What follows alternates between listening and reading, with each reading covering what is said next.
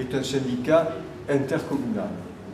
Bormes, le Lavandou, pour ce qui concerne la station d'épuration. Que le budget est donc géré par un comité de direction du CIVOM, où la commune du Lavandou, comme la commune de Bormes, sont représentées à parité. 2 délégués lavandouins, 2 délégués borméens. Les délégués borméens aujourd'hui sont présents. Je vois pourquoi ça doit être un oubli, ou c'est peut-être le mauvais temps qui fait que les délégués lavandouins sont absents. Ce sont les directives européennes qui nous obligent à mettre notre station d'épuration aux normes européennes. À partir de là, se pose la question du choix de la technique que nous allons mettre en place. Donc il faut un appel d'offres. Le but de l'appel d'offres, c'est d'obtenir au prix le meilleur, le service le meilleur. Donc attribuer le chantier à l'entreprise OTV. À partir de caractéristiques techniques qui nous donnent toutes les garanties, vous allez certainement nous en dire 2 mots, toutes les garanties, OTV, par rapport à Stéro, faisait gagner 2 600 000 € hors taxe. 2 600 000 € hors taxe que les usagers n'auraient pas à payer. Donc le choix, de mon point de vue, du point de vue de mon collègue délégué de Bormes-les-Mimosas, le choix était naturel. Nous nous sommes appuyés sur l'avis des experts qui sont là, qui nous ont donné leur opinion, qui nous ont dit, bon, nous sommes appuyés sur les références que OTV pouvait avoir.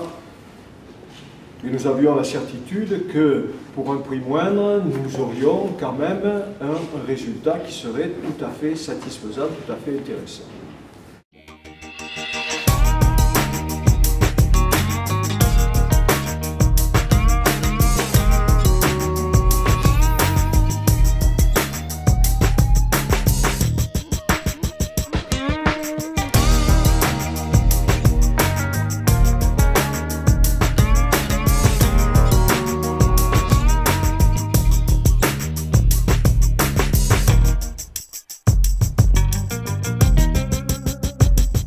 Nous avons également passé un nouveau marché de collecte et de traitement des ordures ménagères que nous avons attribué au sortant, le groupe Pisorno, qui de loin, ça a été à l'unanimité, qui de loin était le meilleur candidat et qui aujourd'hui nous traite nos boues.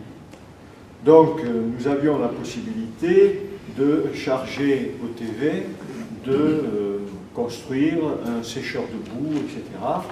Ou alors nous avions la possibilité de continuer à travailler avec Pisorno, aller chercher les boues, qui les sèche et qui va les décharger au balançant avec toutes les autorisations aujourd'hui accordées.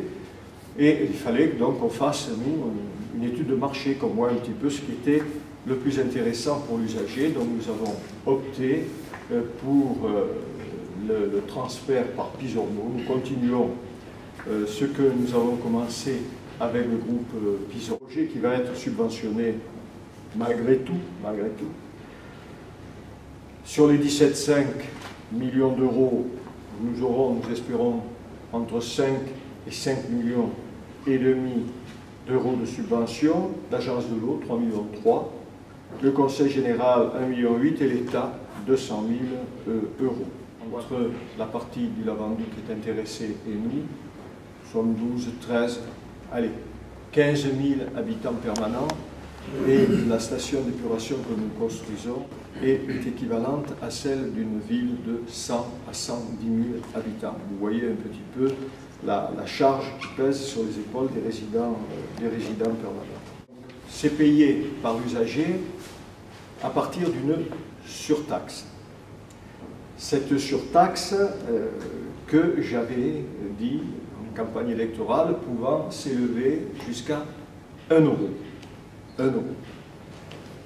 Nous nous sommes bien bagarrés, nous avons bien travaillé et aujourd'hui, nous en sommes à une augmentation de la surtaxe de 0,65 centimes, de 65 centimes d'euros, de 0,65 €.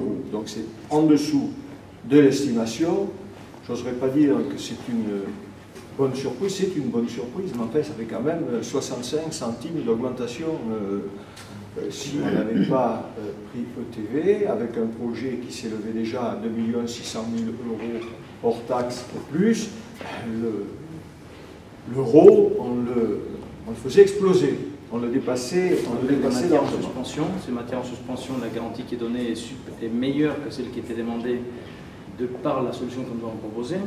Le traitement demande biologique en oxygène est meilleur parce que nous avons mis un procédé ad hoc. Le traitement et le rendement en termes de demande chimique en oxygène également est mieux traité. Et je dirais qu'il y a d'autres composants qui n'étaient pas imposés, qui sont également garantis en termes de traitement, pour pouvoir apporter une réponse qui satisfasse d'une part le but recherché par le maître d'ouvrage, mais également la réglementation dans son ensemble, donc ça laisse de la souplesse pour l'avenir. La réflexion qui est en cours, c'est celle de dire, si nous avons du gaz, pourquoi ne pas profiter pour en faire une énergie renouvelable, celle de produire de l'énergie, celle de produire de l'électricité, l'utiliser à bon escient in situ ou l'exporter à l'extérieur, puisque les dispositions réglementaires existent pour voir avec EDF les dispositions adaptées pour un achat d'électricité. L'opération est lancée, nous nous félicitons de cet état d'esprit et nous savons qu'ensemble nous irons loin.